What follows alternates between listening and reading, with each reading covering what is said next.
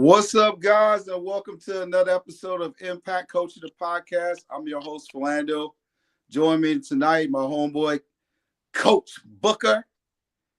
Welcome to the show, It's Booker. your boy. It's your boy. Hey, I'm up man, in listen. You good, bro? Oh yeah, man. Shit, I see you. man. I see you in that cowboy dungeon over there. Well, shit, man. This is my peace haven right now. You know what I'm saying? I don't even think about the I hear you, Cowboys man. when I'm in here. I'm right there with you. I'm heartbroken over here. My boys let me down once again. But Yeah, man. anyway, man. Hey, listen.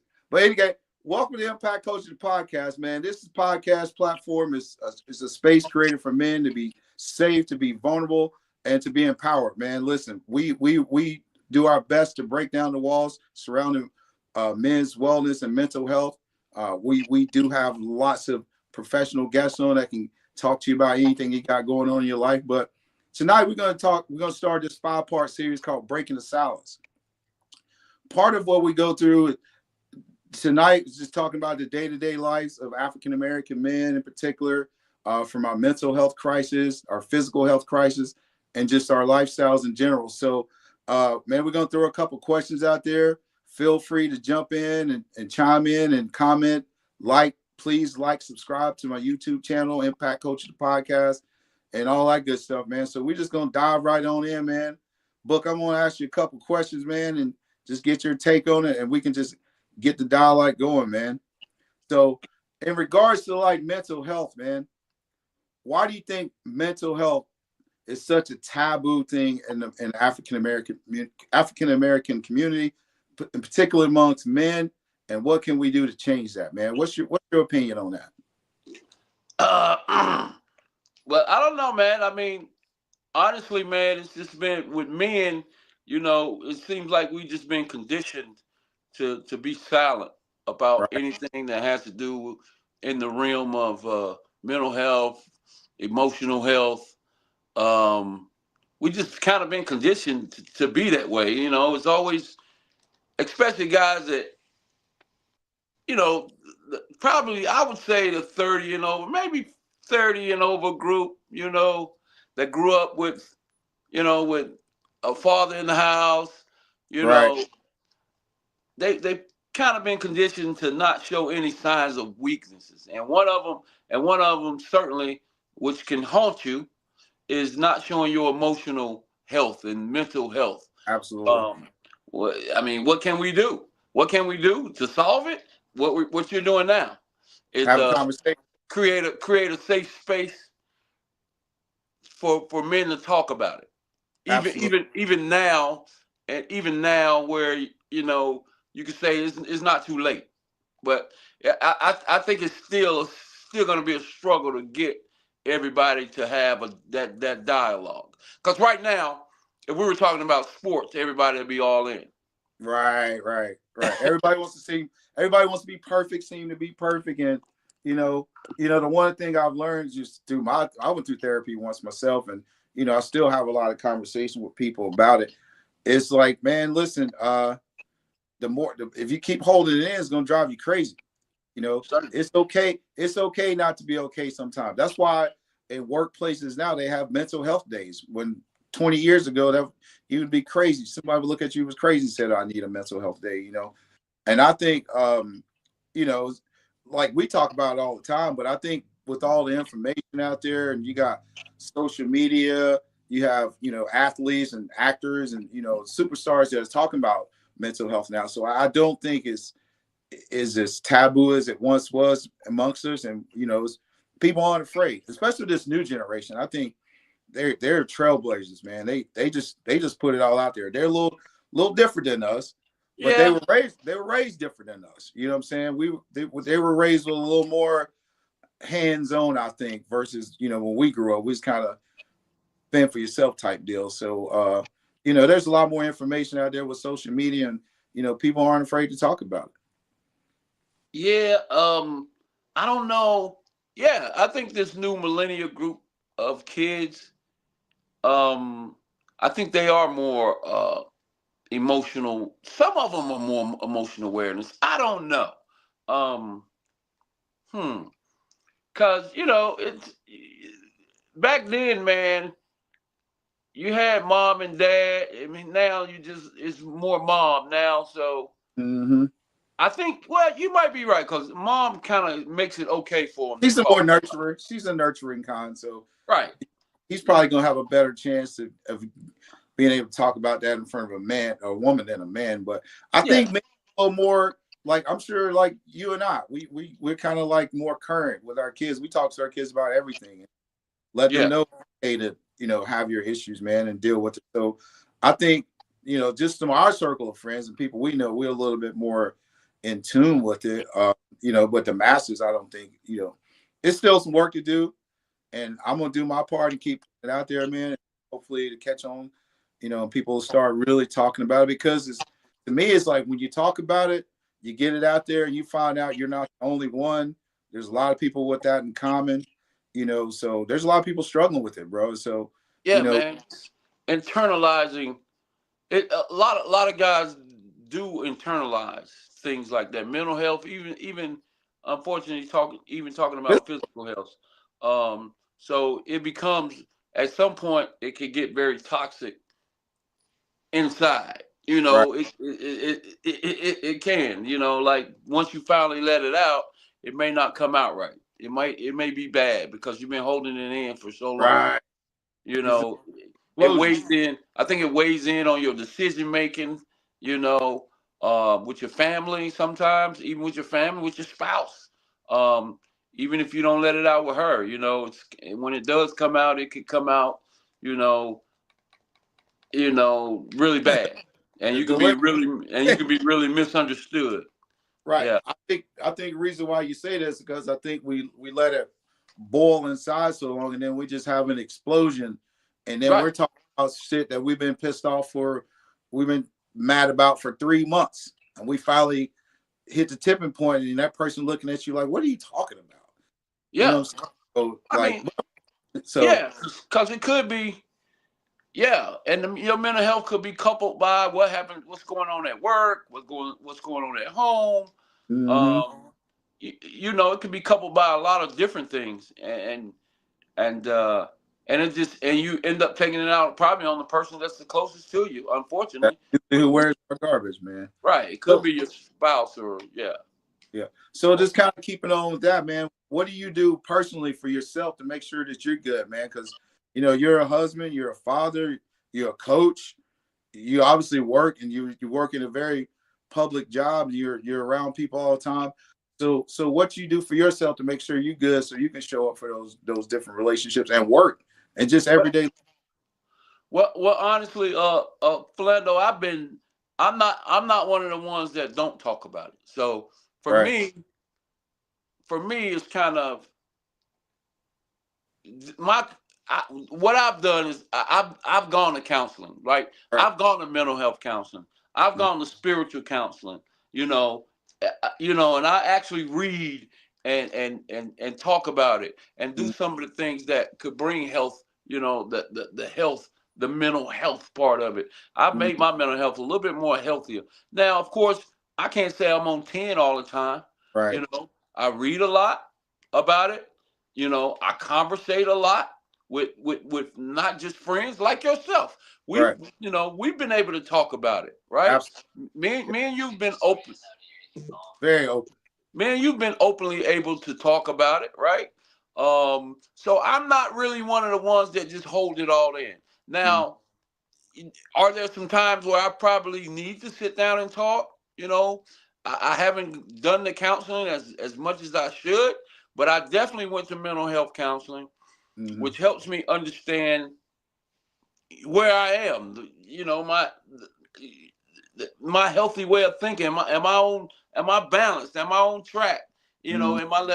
Am I thinking abnormal? Am I am I in a dark place? I kind of let that go, and then I also talk to some spiritual counselors that let you know about the deeply rooted The things, issues.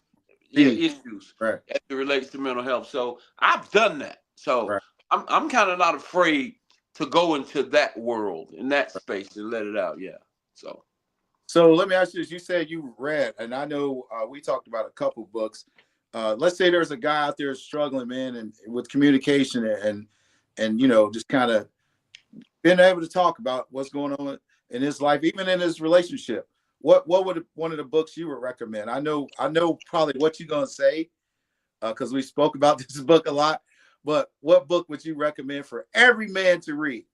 Every man. Every man. You got to put this on your. I think I got it in my man cave somewhere. I know you do. And that's the tender. And I think I gave it to my son. He took it. The Tender Warrior, man. Yeah. And the Tender Warrior, and I stand on that book, man, because that book, and the reason why I talk about that is because that book brought me out of some dark places, bro. Mm-hmm. Like it enlightened me on a lot of things where at that time my mental health, I was way off. Right. Yeah, a lot going on at that time. Huh? You had a lot going on at that time. Yeah. I was way below the radar, man. I was falling real low below the radar. Did I feel good about who I was as a person? Yeah, I did. But I found out that there were some things as a man that I was missing, that I wasn't really. I thought that I was being applicable, but I really wasn't. And I found out that was my issue. I processed everything that was going on around me. I was very comprehensive in understanding, but the things that I needed to apply to it, I wasn't really doing it. And I think it's just because I think my ego was kind of in the way. So, I was in my own way. Most of us are, myself included. I was in my own way a lot, and so the book, The Tender Warrior, opened up this side, and it opened more of the tender side. It opened more of the tender side of what a real man actually looks like, right? So, and a lot of people you have to get that, like you have to be really open to read to the discovery that you find out about yourself when you're reading this book. Like, yeah, you got to submerge in it, the chapters, and you got to do work. That's a key. That's a key word, submerge. So what led you? So was the book pre-counseling or post-counseling? It was kind of post-counseling. Yeah, okay. I'm gonna say that, right? Okay. I was introduced to it during counseling, but then after, and I had, read some chapters, and me and the counselor kind of talked about it, just so he, so he knew I was kind of, I was absorbing the information and understanding the information, and then I continued to read it, and so it was kind of both, but not so much as pre, but yeah, man, but the post counseling is really when you could just dive all the way in it. Right. Yeah. So you made some discoveries and kind of knew some of the things you needed to work on. So you had some tools. So many questions. So many things that opened my eyes up to, and questions that I had to face myself. I had to face myself. The book basically makes you face yourself. Mm-hmm. A man, and there's a huge chapter in the book that says when a man faces himself, right? And a lot of men struggle with facing themselves, right? And what I simply mean by that is, when do you hold yourself accountable? Right. For you it's always someone at some point. It's always someone else. When do you face yourself and address the things about you, right? So and are you even willing to sit down and listen to someone tell you about you, and you're able to, be okay with that, and address some of the things about you? And that's what the Tender Warrior, and then the Tender Warrior also shows you about the soft side of a man, not the soft side, but vulnerable side. The vulnerable side, right? And being transparent, being vulnerable, being transparent. And I know all that sounds kind of being weak when you say transparent, which is okay to be transparent, because I feel like that makes your people trust you that's around you. Whether it's your wife, your kids, your best friends, it kind of help you, them gain that trust factor. And the more trust you gain, you know, with each other, of course, you're going to have a better, more healthier relationship. And mentally, you're able to, you know, absorb a little bit more attacks on your mental health. But Yeah. don't you? That's kind of quite the opposite, though. You know, what people see as weak, it takes, to me, a tremendous amount of strength, because once I say this, it's kind of like once I hit send, that information's out there.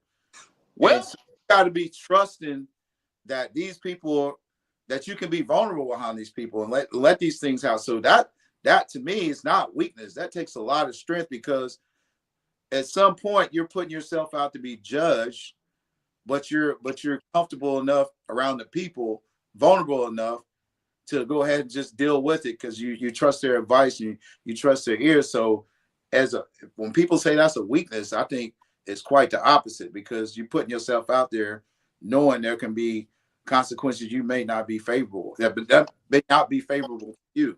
So you can look at it like that, but when I say being transparent and vulnerable to people, that means, to me, apparently it is going to be to someone that you feel real safe with, right, real close with. So I can only imagine not being transparent and vulnerable to, let's say, my spouse, right. because that's going to create a real healthy relationship. If that's what you know you're learning to do, is have a great healthy relationship with your life partner, right? You want to be able to let down those walls, to me, and be able to be in that safe place where if I want to be able to just be vulnerable to her, right? Or of course to him. Now, being vulnerable and transparent to the world, to the vicious world, Oof, and the people outside of that, no, not so much. because everybody know everything. So yeah. Yeah. But everybody, when he says the tender warrior, listen, in the book simply explains you don't lose that warrior mentality, right? You still that protector and that provider and that visionary, and you still all of that. But at the same time, you have that, if your wife or your spouse or your best friend or your kids want to talk, they want to love on you, they want to cry on you, they want to have a straight, open conversation, trustworthy conversation, then you're open for that, even if it boils down to shedding a few tears together. Yeah, I'm open. I'll be open to that with the person that I love, the most. I think, yeah. To be able to. So one final question on the kind of the mental side. When was that? What got you to that point where you say, "Hey, man, I can't do this myself. I need to go speak with someone." What was that tipping point for you personally? You said, yeah, enough's enough. I gotta go seek therapy. Yeah, when you just when you finally realize that this is I finally realized I'm not even very knowledgeable, and I don't even know, I can't even articulate what's going on with me right now. I need to sit down and talk to someone, a professional, who can help maybe kind of rebalance me. And basically, every man in his life gets a wake up call. Oh yeah. Right? Every man in his life gets a wake up call.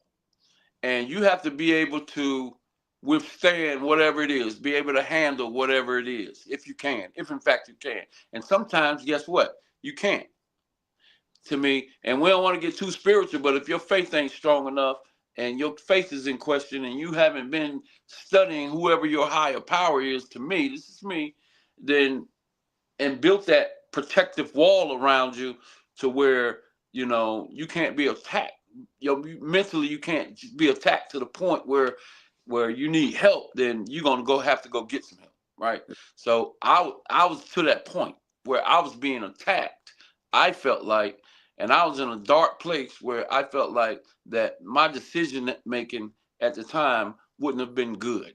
Mm-hmm. So I needed for someone to recalculate me, rebalance me, right? So I was at that point, to the point where I didn't feel like I was going to make rational decisions. Right. And when you get to that point, because that, hey, I've been making some pretty good decisions all my life. Now I'm at this point Out of where things have happened in your life, where you just can't bear all of it. So you have to get rebalanced, and it's okay. I think everybody should go sit down and talk to counsel. I think you should go regardless. Absolutely. Even when you think you're good, you still can. Yeah. Listen, there is nothing wrong with seeking therapy. There's everything wrong with not seeking therapy, in my opinion, because you got a lot of people walking around here with a lot of unresolved issues, man, and they just don't know why they're reacting this way to certain things and why they're, short fuse, man. You got a whole lot of trauma that you haven't dealt with. And again, for the record, I'm not a therapist. You know what I'm saying? I'm a person with a lot of questions, but I speak to a lot of qualified people, and so I definitely don't speak blindly. Some of the things I speak about is things I've had conversations with professionals in the health, mental health field. So, so just kind of closing that out. But on the physical side, right? Your physical health, your wellness. A lot of us don't go to the doctor, bro. Yeah. Don't go to the doctor. And I'm not saying us, I'm speaking about African American men. Yeah. Like kind of like the mental health side, that's a taboo as well, is going to the doctor, which to me is ridiculous. But I was speaking to one of my good friends. He's a doctor, and he's a neurosurgeon, and he said a lot of people just don't trust doctors. Right. Wow. That's crazy, right? Like they don't doctors, and that we don't. A lot of us, we don't trust a lot of public officials, honestly, in the Black community. Police officers, politicians, things of that nature. But that's got to be pushed aside. You got to worry about your personal health, and then you can worry about all those other social things. So why do you think, besides that, what is it? What is you think we're so afraid of about going to the doctor? I think it's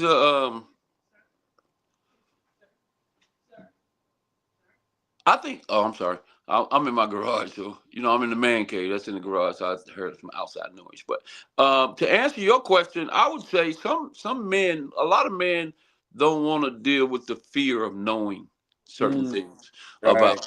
You know what I mean? I think and that's a whole nother mental thing. It goes back to mental, because if your mental health is intact, then you probably could, and your spiritual health is intact, then that fear is probably not there. But to me, the fear is the fear of knowing something could potentially be wrong. And I think if you find out something is wrong, it's kind of like, now you feel like, oh shit, that wearing that on your sleeve, wearing that on your mind every day, that this thing could be wrong. And then again, you said it already, and that's probably what would have been my answer, is a lot of people don't trust these doctors. They feel like the doctors are there to get compensated for whatever. You hear these stories about, they diagnose people with certain things just so they can get paid certain amounts. They use certain medicines that they get more compensated on, with certain medicines that they prescribe you, and you kind of, and guys are in fear. And then African American men feel like, you're being taken, they look at us. I don't know. I don't want to go too far with it, but Hey, man, King. boy, Hawk is on stage, man. Welcome to the show, brother. What's up, fellas? Booker. Keep telling, man. You dropped some truth here. People need to hear, man. But on just to kind of what you said, per my conversation with Dr. Clausen, when we talk about we might be afraid to find out what's wrong, it's a fear. Here's the interesting thing about that. As African American, this is a quote from him: "We don't lead any races in diagnosis of anything, right? We don't get diagnosed for cancer, high blood pressure, heart attacks. The number one killer for is fucking prostate cancer, right? we don't lead in diagnosing and finding out, but we lead in fatalities from these things. Right. Because we get to the point where it's too late. Once we go to the doctor, if you got a certain, like a prostate cancer or whatever, now you're in like the final stage. It's too late. Right. Had all the signs, bro. You know, we do, you know, here's another interesting thing he said on top of that. Is a lot of us treat the emergency room like our primary care. Right? So we get to the point where, oh, you know, oh boy, I'm about to lose my foot. Let me go to the emergency room. When you've had all kinds of signs, tightness in your chest, fatiguing, when you just all these different things, and you know in your mind's mind you're not healthy, but you don't want to go to the doctor. And so I was like, well, what if they don't have health care? Well, then you can go to clinics. There's always alternative. And if you want to live, you're gonna find a solution, right? So we're in the information age, bro. You can find out that information. So if you're listening, man, if you got something going on in your body's gonna tell you when you're not right. You know you're not right, man. Just go to the doctor, bro. Just go get a checkup. Please go get a checkup. Do it. If not for you, do it for your family. Do it for your loved ones, man. But we gotta stop dying from things that we can prevent, you know, and we can prevent certain things. We can prevent what we put in our mouth. We can prevent not exercising. We can prevent not going to the doctor. We can prevent not being exposed to certain things. So it's a matter of, to me, it's kind of selfish if you have a family, if you have a wife and you have children and you're not taking care of yourself. It's kind of selfish, man. Like, who wants to see their parent, their father go when they're young? You know what I'm saying? So again, man, black men in particular, go to the doctor, bro. Yeah. Go to the doctor. I agree. Yeah. So, Hawk, we were talking about a couple things before you came on, man. We were talking about the mental health side and, you know, just kind of get your opinion on that. Why do you think there's so many black men that don't seek therapy? Pride. Pride and ego. Yep. Pride and ego. Yeah, they figure I'm too good for it or I don't need it. Knowing they do. Like you said, all the signs point to it. But because of ego, they think they can beat it on their own and they can't. Nah, man. I remember we talked about this too, Book. And one time we were talking about that book, and you said probably one of the most profound things. You said I had to kill myself. Oh yeah, certainly. Hey, talk about that a little bit. Well, it became, once it became very apparent that I was in a place where counseling was needed, where I felt like I was at that point where, you know, like we talked about earlier, where I didn't feel like I was going to be rational in my everyday thinking, right? Mm-hmm. And I had people around me that I needed to be on point, you know, with my family, of course, my wife, and then always having a demanding job where I had to be on point as well, right? So the person that I was at that time, I felt like after the discoveries that I found talking to counseling and reading and doing my therapy reading, I felt like based on some of the questions that was being answered at that time, I wasn't able to, at the person that I was at that time, I wasn't able to answer the bell with those questions, right? Like I wasn't, right? So I needed that person that I was at that time, I needed to kill that person. Mm-hmm. Right. I had to submerge myself. I had to submerge myself at some point and drown that person. Yeah, you got to unalive. That's where right. we got. Mm-hmm. Unalive, submerge, kill that person. And I kind of went into a conversation with my son at a kind of younger age to let him know. He was like, "What do you mean you're gonna kill yourself?" Yeah. So, and I had to break it down in layman's terms and just tell him, you know, I didn't like the person that I was at that time. And I wanted to be able to provide more love and be a better father and be a better husband. So that person that I was at that time, which was I was kind of stuck in my career back Right. then, making a lot of money. I was on top. I was always this high profile executive type guy. And I was stuck in my career, making a lot of money and really not providing the things that I needed to for not just myself. I No, thought I was, but you're being selfish. right, I was getting lost. So I had to kill that person. And I Mhm. didn't like it. And I didn't, and when I finally emerged from killing that person, I felt a lot better about who I was as a person, as a father. Right. I applied myself much better as a husband. Mhm. So I was more available emotionally as we talk about that tender side. When we talked about being a tender warrior, I was more available when it came to being that tender warrior. So yeah. So you do sometimes have to kill that person. I mean, unalive that person, however you want to say it. Yeah. Wow. So, because let me ask you this, and then you can answer this also, Hawk. What would you say is one of the biggest difference between the way you parent your children and the way you were parented? Come on, man. Hmm. Let's talk about it, because it's like I know Hey, I raised in a way. Now the values and morals are all the same, but it's the approach I think is different from us, way we parent our children versus probably the way we were parented.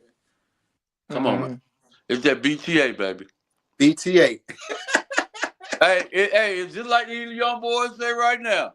Hey, dog, it was that BTA for me. Right. I grew up. I grew up with my mom and my dad. I was fortunate enough, thank God, I was able to Yep. see my mom and dad grow up in the same household.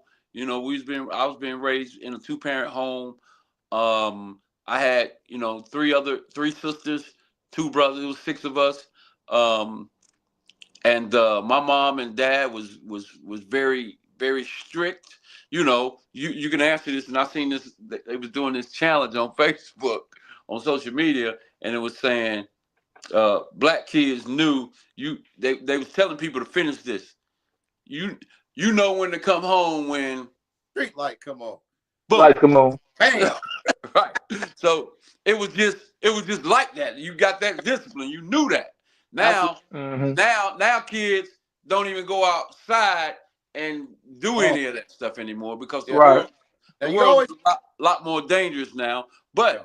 But whenever you did do something, I think the biggest thing, and I stand on this, the kids these days didn't get that early discipline as it relates to what consequences feel like. Absolutely. Right. Like you knew that if you skip school and your dad and your daddy or your mama found out, it was Woo. BTA for real. Hmm. Like they say BTA right now, and Nah. but it was Nah, different. Yeah. BTA Nah. for real. Was, If you went outside and you got in a fight, or let's just say you didn't come home when that street lights came on, right. and you came after the street lights came on, Well, I got a story about that, but it bro. ain't. But it It's wasn't. BTA. It wasn't BTA. It Hmm. was WTA. Whatever to that.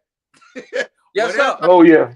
called Yeah. to So that. I think, and is that always people now they want to call it child abuse or whatever? That's But called. I know I won't touch that burner again. Hey, yeah, exactly. Hmm. You just know, and I think right now is one now. time to know Yeah, it burn.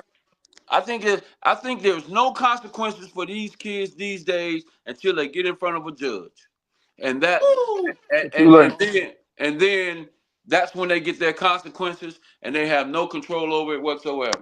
Back Right. then, we Yeah, knew early on that your mom and dad will whip your ass. They will beat your ass. man. Look, I'm gonna tell you. I'm gonna tell you a story. Growing up about the street light, and I tell my kids this all the time. I ain't never in my entire life with my stepdad, who I was raised by, heard him say, "Next time you do this." Nah, None of that. If I nah. say Hmm. touch something, touch it, it's gonna be consequence.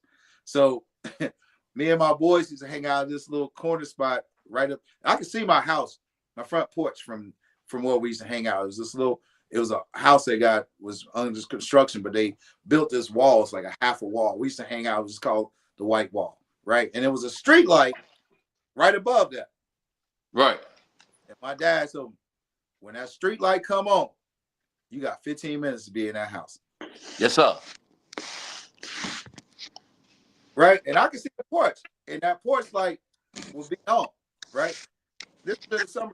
Even if street light come on, man, listen, bro. You know, I'm out there with my boys.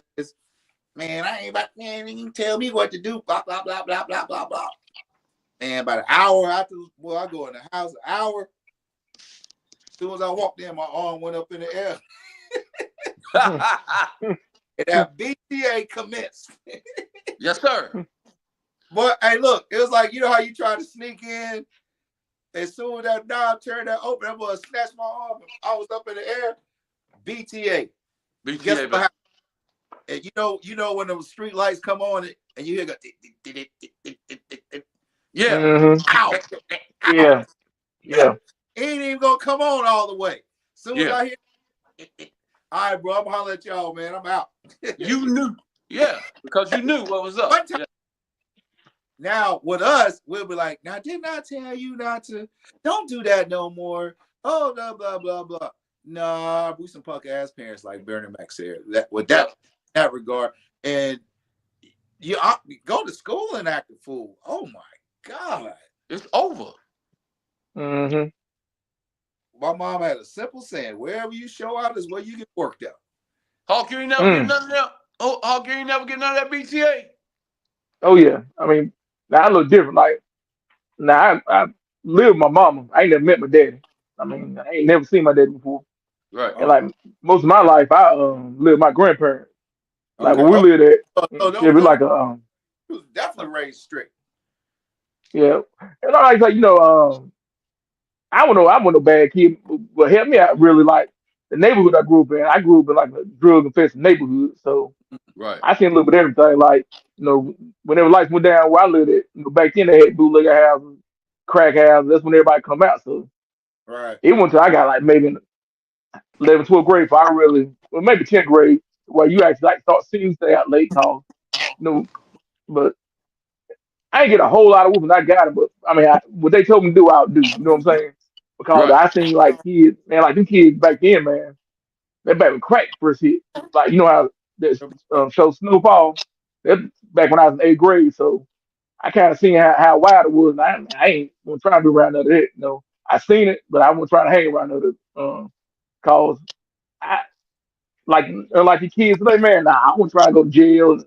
Definitely wasn't trying to get caught with someone get killed. You know what I'm saying? Right. Right. So I just by what I seen, my environment kind of straightened me out a whole lot. You know what I'm saying? That I had respect for my grandparents. I wasn't hollering, cussing them out. You know what I'm saying? I just it wasn't even do. Yeah, and I can't talk about the way kids are being raised these days versus. I mean, we can talk about that. I respect the young mothers that are out here and they out here having to raise the children on their own and having Mm-hmm. having that male figure, of course, helps. I just know what I knew for a fact that helped me. You know what I'm saying? Mm-hmm. And that's just knowing knowing what it feels like for you to make some bonehead decisions, and you knew immediately that you was gonna have to suffer some consequences, and that right there within itself made you think twice, like you said, Philando, make you think twice about doing that again.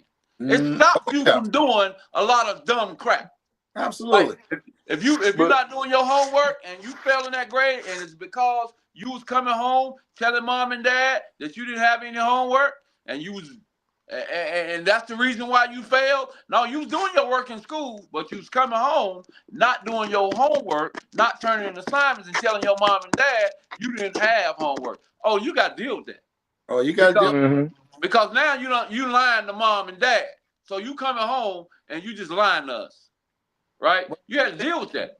I don't know. I don't know how parents are raising their kids these days as it relates to that. I don't know. The thing is, a lot of times, these kids don't have no fear because Yeah. they like physical. because they Yeah. being told, oh, if your parents touch you, let us know. You know what I'm saying? I've never heard people say that their kids told them, you can't put your hands on me. I can call the cops. Yes. What? Yes. Yes. Well, Ain't that crazy? Yeah. I can keep belling out. How many of these whoopings can you take? I wish you would. You know what I'm saying? Yep. But you got that's something you gotta be cognizant of, man. You gotta be careful certain things because they're already looking to they're giving these kids too many outs, man. And I feel like kids run the show, bro, and they're letting these kids feel like, oh, I'm untouchable. And then you can't do things because here's the other side of that. And then you got teachers who care but can't care because once they try to discipline your child who needs discipline, then the parents gonna run to school. Oh, you can't talk to my child that way. Well, somebody's got obviously not, and that's one thing my kids know, man. Do not embarrass me at that school.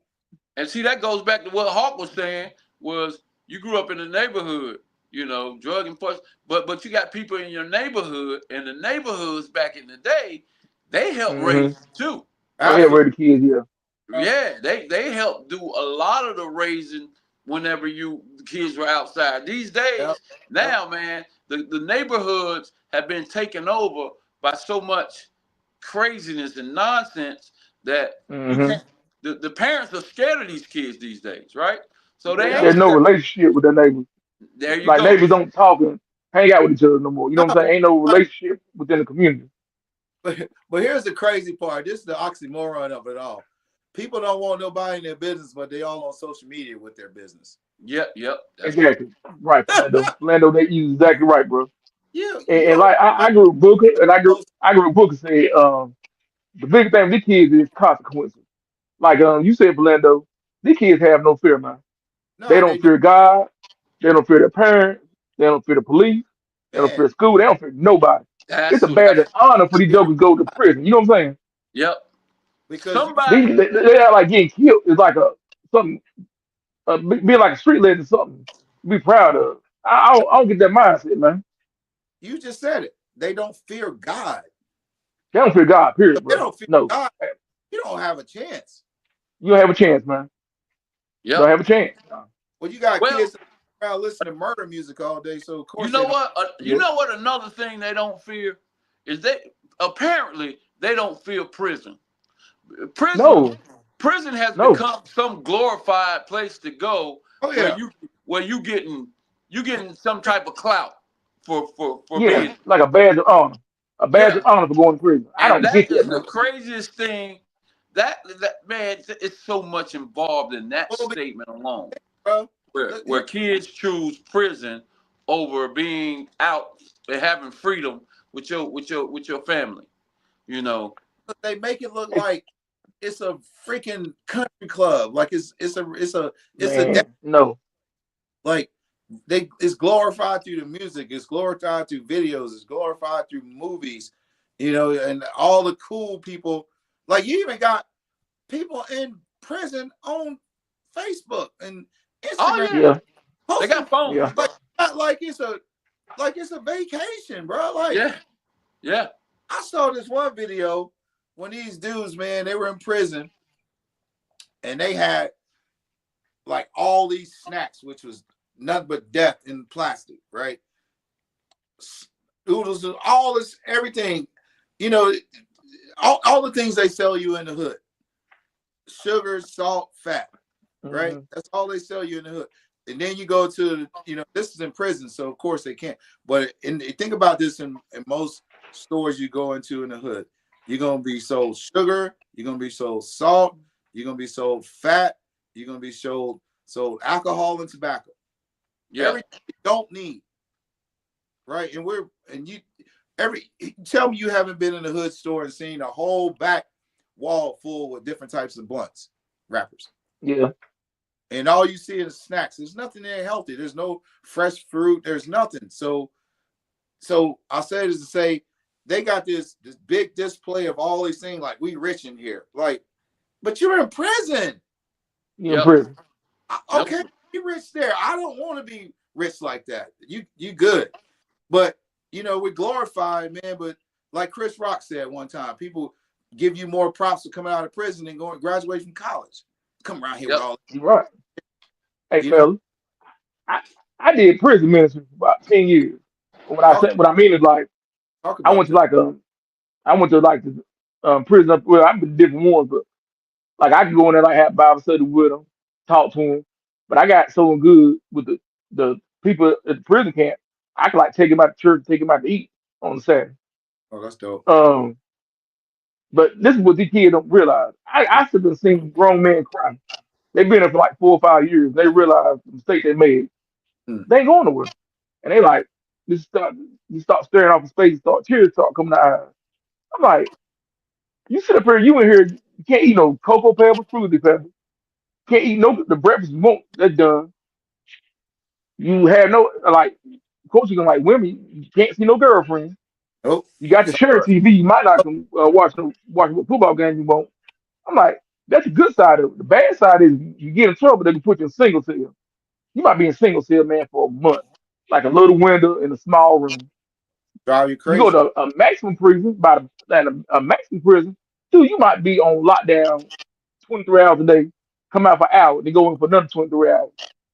You might think it's hot outside due to snowing outside. That's how messed up it is. Right. Cause you can't see it. I'm like, what is the glory in all that, man? There is none. That's what I'm saying. It's like it's what the story they tell you. It's kind of like book Yeah. like tells before. It's called a lost leader, right? hmm Just to get you to the door, but you're never gonna find the deal. You know, Right. so like they glorify through these rap videos and all that, and it ain't nothing like that, bro. Ain't no prison No. guard there with thongs on, and Right. that ain't what's in prison. You know, Right. you might It's be like crazy, man. keep it up, but let me ask you this, Chris. You say you worked in a lot of prisons. What was the one common thing that you found with these guys? If there was something that stood out, that was kind of like a common denominator amongst all those guys in there. Equally. At one point, they thought they were the baddest dude on the block until like you said, they didn't realize the consequence. And they got in there and that door hit, and they realized they ain't bad as they thought they was. So it's all an ego drive. It's ego drive. You know, like some like I said, I could like take guys out with me, like, and they got the point, man. I take it out like now. If you're a child molester, you can't go to work. But like I like guys who, but I ain't gonna say murderers, but like if you accidentally like self defense or whatever, I could take you out. Anybody else drug related, I could take you out. They're like guys, man, they've been there like 8 years. I take them like to KFC or take them out to eat. You should see the look on their face. Just how much outside change. Yeah. Why they gonna like I took one dude out. He been there 20 years. That's back had a cell phone. He couldn't comprehend what cell phone was. Mm. Simple stuff like that. But like I say, and it hit a man that caused stupidity. Robbed him all the time. You know, people being in there, kids die. And they really wait. I mean, all y'all close to y'all kids. This man's being in prison. And you get the call that your son, your daughter died. And you went out there really to help raise them, got them the right way. Right. Man, that's a killer, man. Yeah. That hurts, boy. That Yeah. hurts. That's a lot of stuff. You talking about affecting mental health now. That affects your mental health. Yeah, that hurts, man. They have you start doing cocaine and not realize trying to get off your mind. Cause you stuck in prison. What can you do? Cocaine, get it off your mind. I hear that. I mean, that's what mental illness. The devil get in your head start saying, well, Oh yeah. taking drugs or whatever. You know what I'm saying? To ease the pain. Hey. Right. And the next one they do is hook, man. Yeah. Yeah, that's sad, man. I've seen it happen plenty of times. Let me ask both of y'all this, man, because we both deal with a lot of athletes, and believe it or not, just through a conversation I was having with therapists, that these athletes are leading in suicide rates. High school athletes amongst the highest rate of suicide. And then you got all I these. can believe it. Yeah. This is fact from one of the professionals I spoke with. But some of those factors are a lot of these kids, and you see it every day, Chris. A lot of these kids are the first in their family to go to college,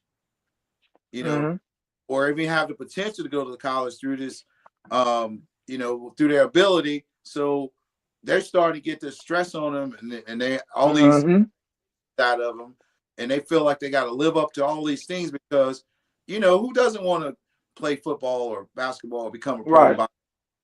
That's like a childhood dream for every athlete.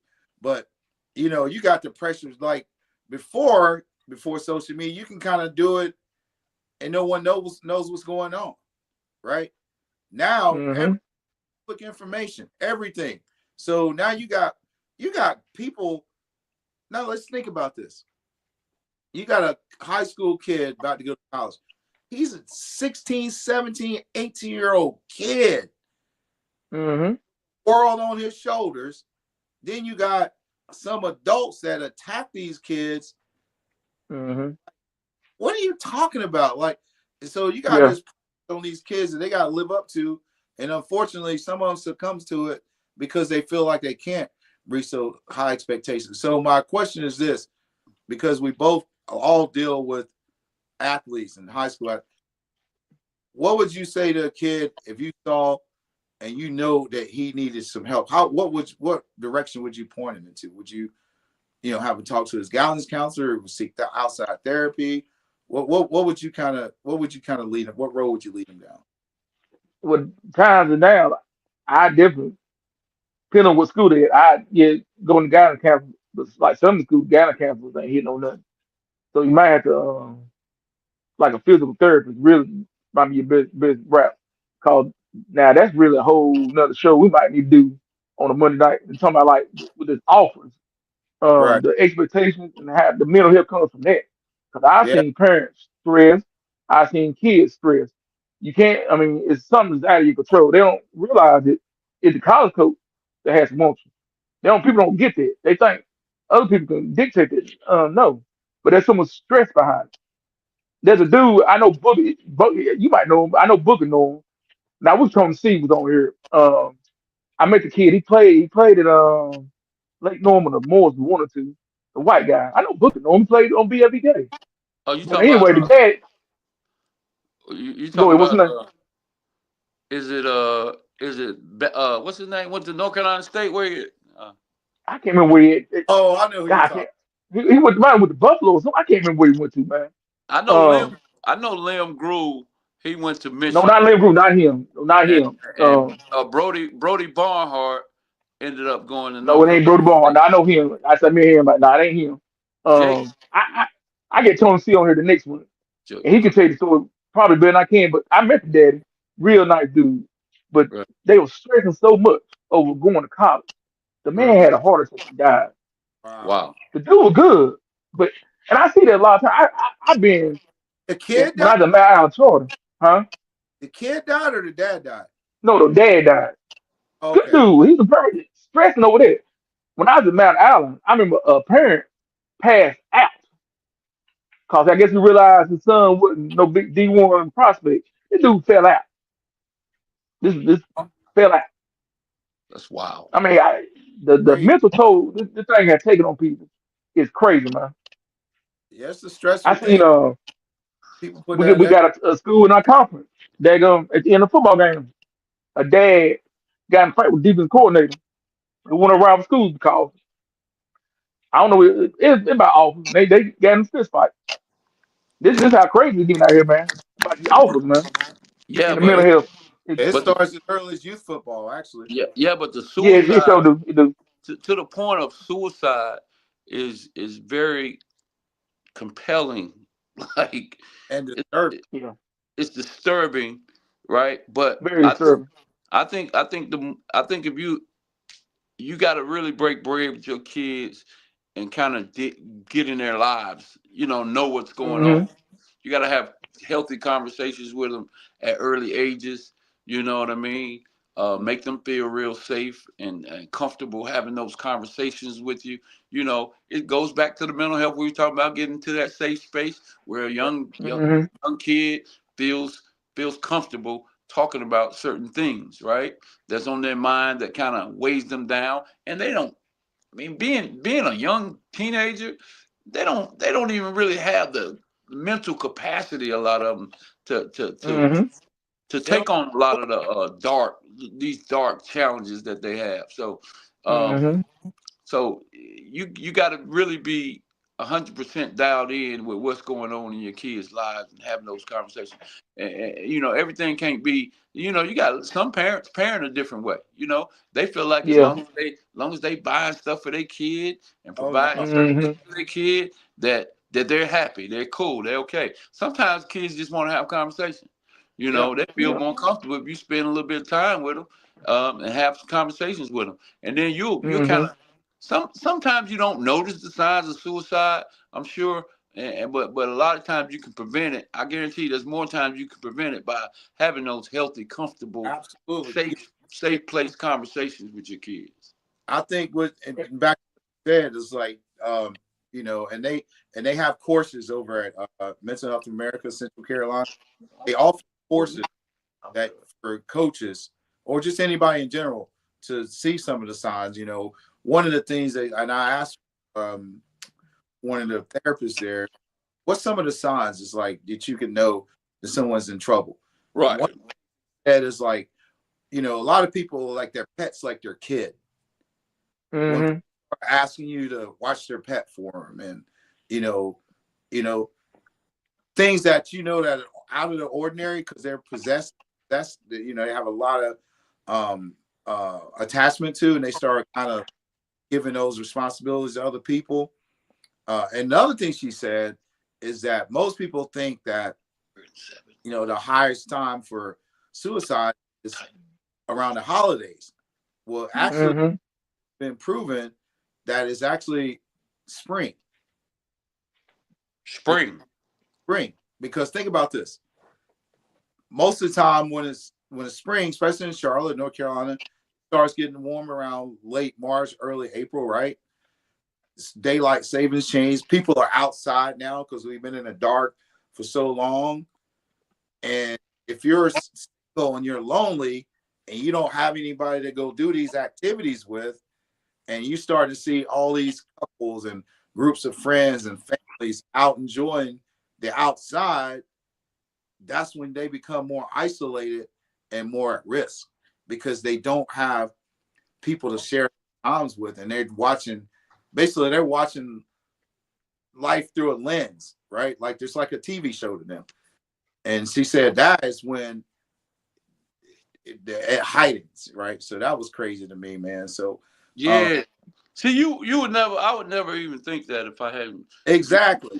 sit down and talk Yeah. to a therapist or somebody about it. That's what I'm saying. This is why I think it's so important, man. It's little things that we miss out on because we won't have these conversations. And kind of back to, backpedaling back to the kids, the one thing I found through coaching is because these kids we're adults now. We're not little babies. Mhm.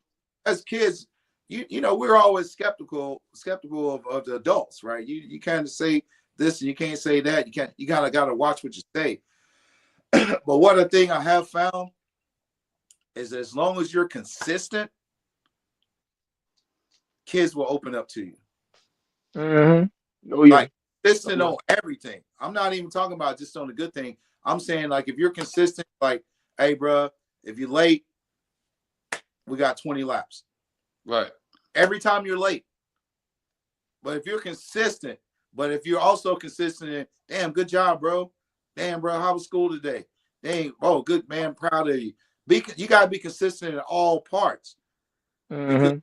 now they trust you because they trust you that you're gonna congratulate them, but they also know you're gonna correct them. So now they know you're just not a yes man. Like I'm standing on business on both sides. I'm gonna chastise you and I'm gonna love on you also.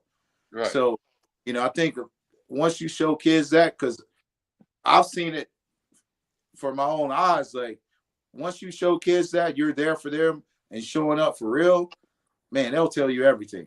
They'll tell Yeah. you things they really want to hear.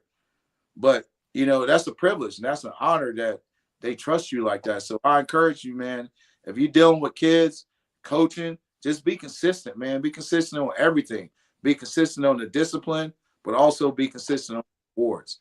You just can't, one thing I hate seeing in coaching is watching a coach completely tear a kid down and leave him there. Yeah. Right. You got And to build them back up. come back to you and perform for you. Now, bro, first of all, you gotta understand who you're coaching. across the board. And you don't coach all kids the same. You gotta understand that his temperament, his background, and all these things. But I literally despise watching coaches just completely. Some coaches, all they do is yell and scream. Mm-hmm. Yeah. Now I know we're not supposed to let kids get comfortable and think that they're doing everything correct, right? We got to keep that foot on their neck, so to speak. But all the time, who wants to be that all the time, right? And I think what's wrong, Ryan? Oh, go ahead.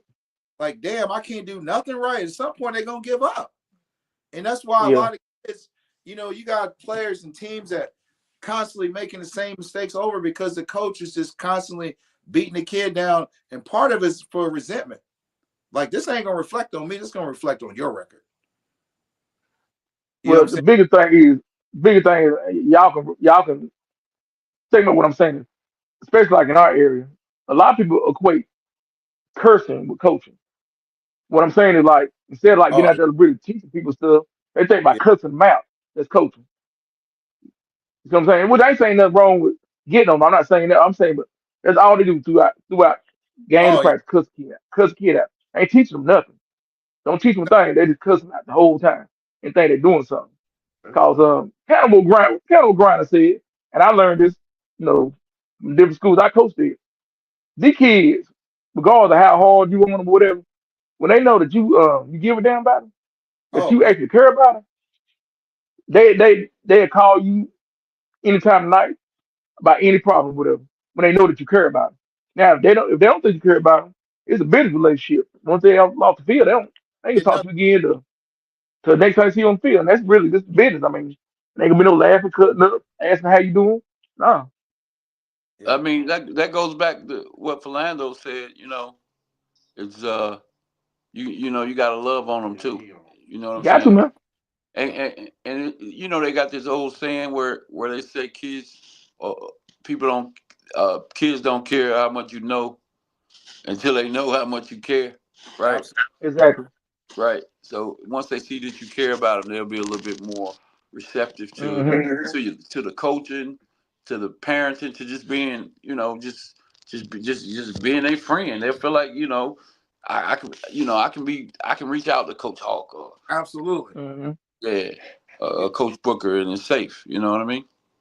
Well, I'll put it to you like this: if there's no kids that you coach coming up to you and telling you what they got going on in their life, there you go.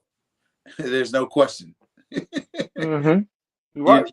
not doing something right. If they don't feel safe enough to you, like, Coach, I'm going through this and that. And because here's the thing. Now, they're not just going to come out and say it.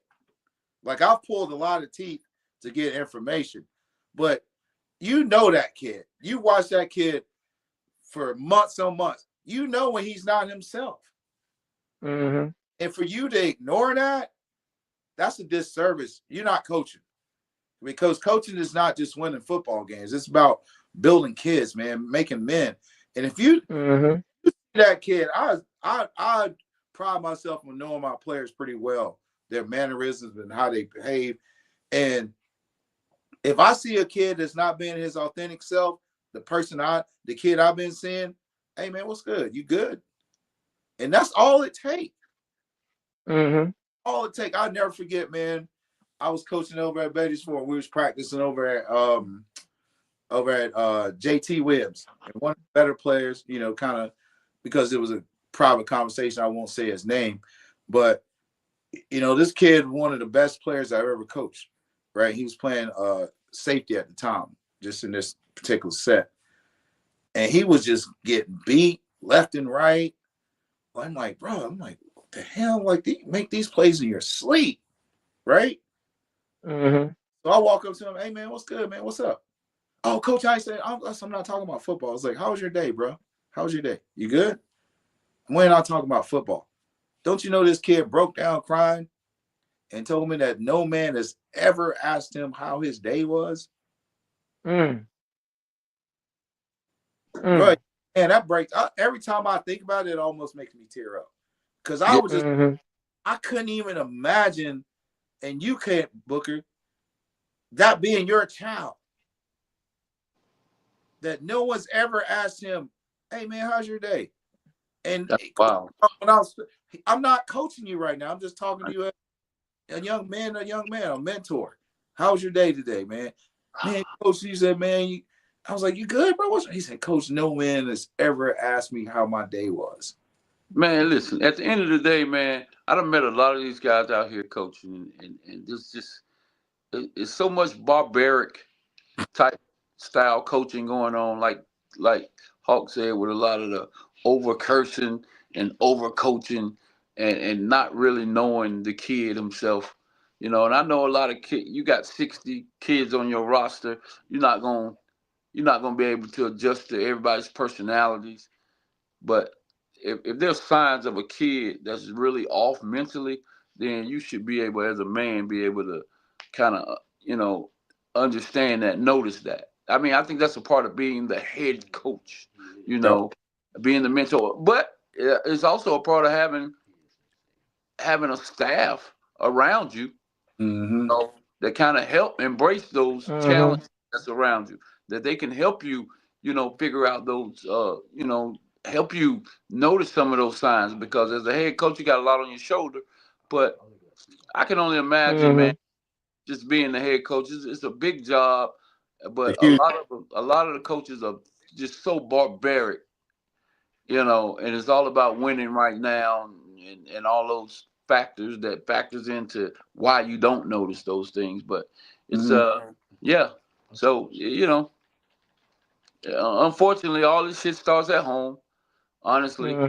And if mom and dad or whoever, grandma and grandpa ain't kind of correcting that stuff, using or the neighborhood are not reinforcing some of this stuff, then it's gonna spill over to the, on the field, in the classroom, at the school. So yeah, man.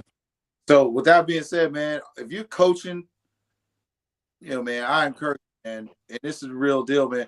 Pay attention to your players, bro. Understand that the mood swings, and just be a mentor more than a coach. You know what I'm saying? Because some of these kids, that's all they have. You are all they have.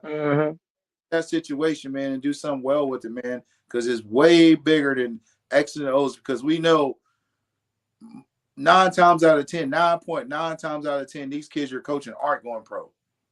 Right.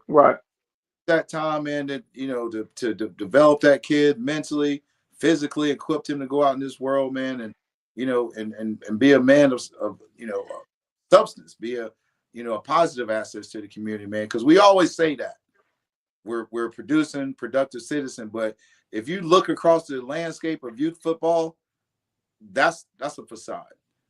Because some of the stuff we're seeing, man, that's the reason I stopped coaching youth football. And I don't want to get into where we're going, but I'm saying some of these guys should not be coaching, bro.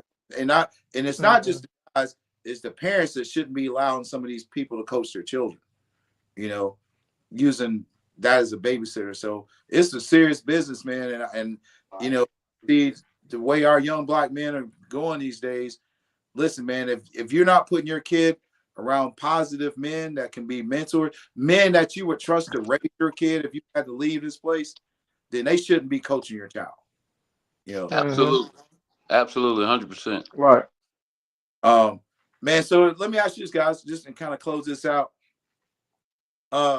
What would be your recommendation, man, to any man out here that's going through anything, man? Like, what would you, Coach Hawk, to start with you, man? If there's a man out here, one of your homeboys, and you see that he's just not quite right, what would you recommend for him? Drop your ego and your pride. Talk to somebody.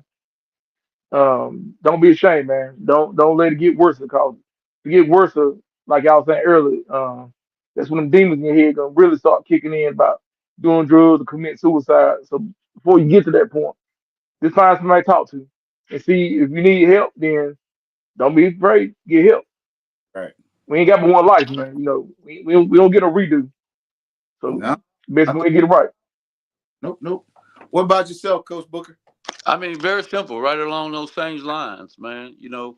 Have that conversation with your friend or your loved one, whoever it is. If it's your friend, it's your friend, but making them feel safe about and okay with going to sit down and talk to someone else. Mm-hmm. Somebody, maybe a mental health counselor, maybe a spiritual counselor.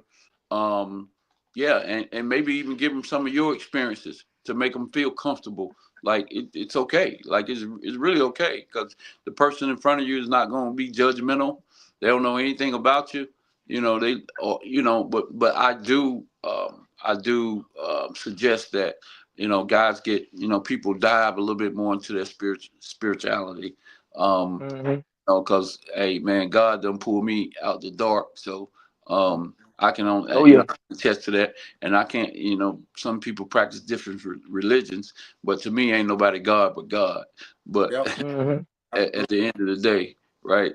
So yeah, and just feel comfortable going to sit down and talk to some other people, man. Some like Hawk said, a spiritual counselor, mental health counselor, get both of Mm-hmm. those balances, and Mhm. then and yeah, and yeah, man, and then find that therapeutic thing that you can do to kind of help you release some of those toxins.